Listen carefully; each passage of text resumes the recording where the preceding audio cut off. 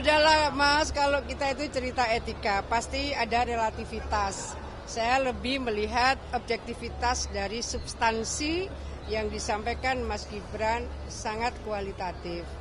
Ada paslon tertentu yang berupaya untuk meremehkan paslon lainnya. Menurut saya kita membutuhkan debat yang bermartabat, bukan debat yang diisi dengan upaya-upaya untuk menjatuhkan orang lain lewat cara-cara yang tidak sopan.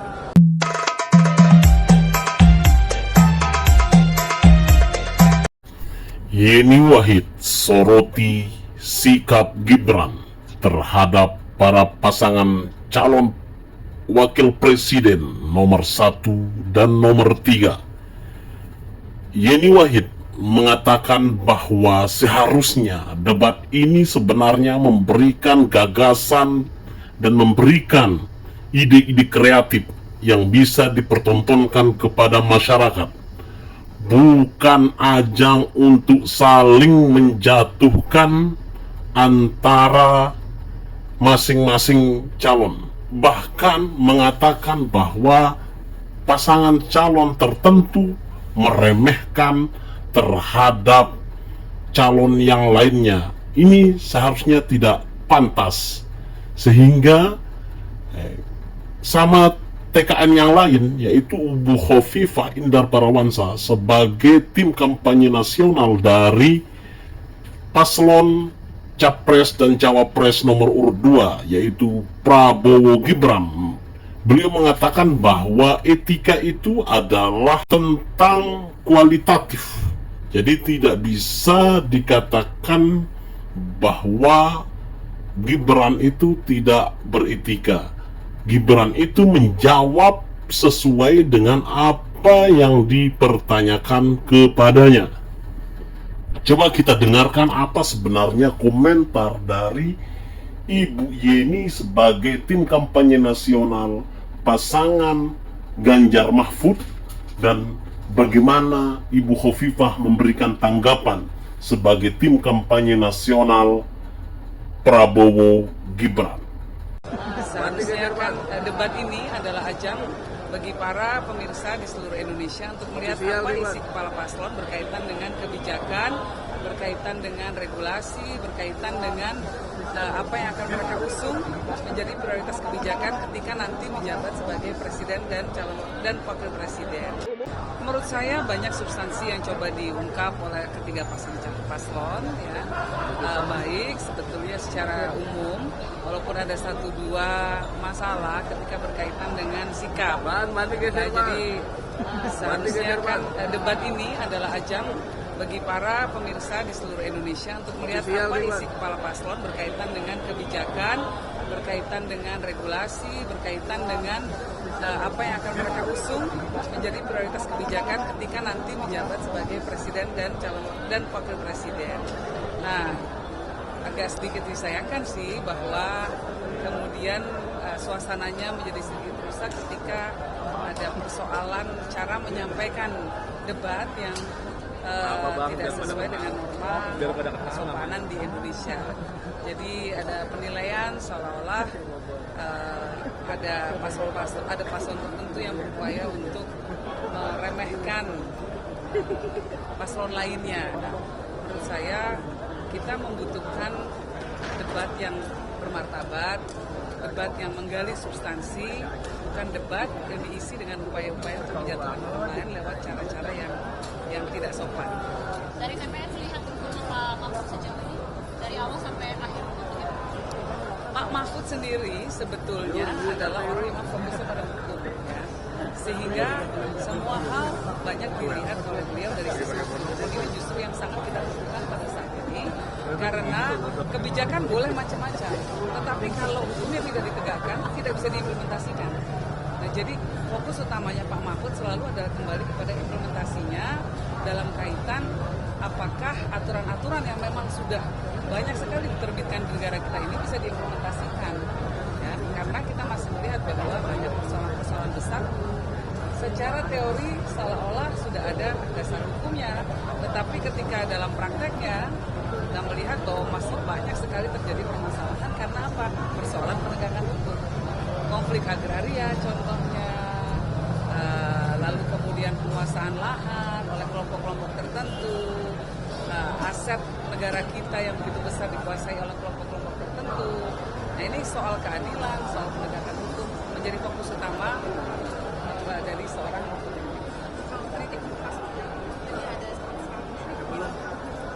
Kita berharap bahwa debat ke depan itu betul-betul mendidik, baik secara substansi maupun secara etika.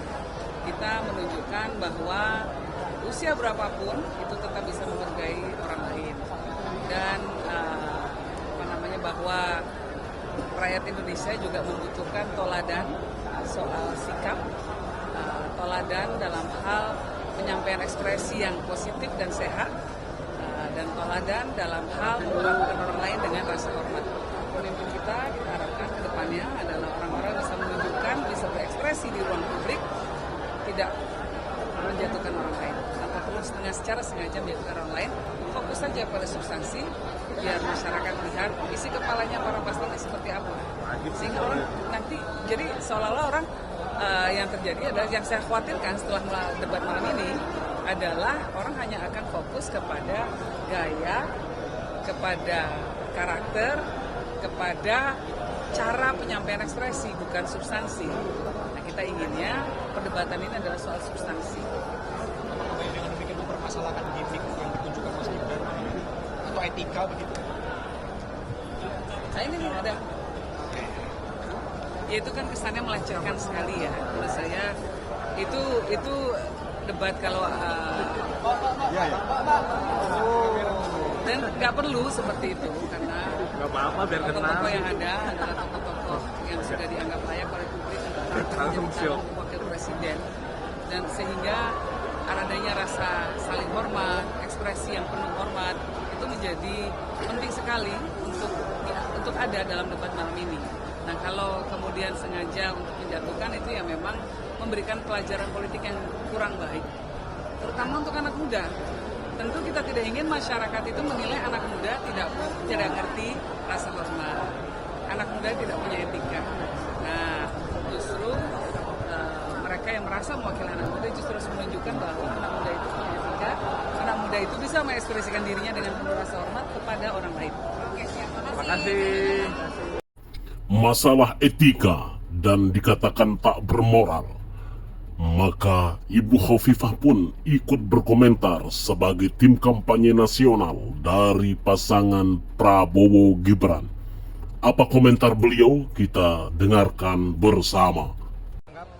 Mas Gibran tidak menghormati lawan debatnya dari TKN. Sudahlah Mas, kalau kita itu cerita etika, pasti ada relativitas. Saya lebih melihat objektivitas dari substansi yang disampaikan Mas Gibran sangat kualitatif. Gitu. Ya, begitu ya. Makasih kawan-kawan. Itulah tadi komentar dan tanggapan dari para tim kampanye nasional antara Ibu Yeni Wahid dengan Ibu Khofifah Indar Parawansa. Kalau kita ketahui bahwa memang beliau berdua sama-sama kader Nahdlatul Ulama. Ibu Yeni Wahid merupakan putri dari Presiden keempat Kiai Haji Abdurrahman Wahid, dan beliau juga menjabat sebagai salah satu ketua PBNU, Pengurus Besar Nahdlatul Ulama. Begitu juga dengan Ibu Khofifah Indar Parawansa. Beliau merupakan Gubernur Jawa Timur. Beliau juga sebagai Ketua PP Muslimat serta Ketua di Kepengurusan Pengurus Besar Nahdlatul Ulama. Sama-sama NU, beliau saling mengkritik, saling memberikan saran. Kira-kira bagaimana pandangan kalian semua? Silahkan tuliskan di kolom komentar. Jangan lupa like, komen, subscribe, dan share ke teman-teman kalian semuanya. Terima kasih.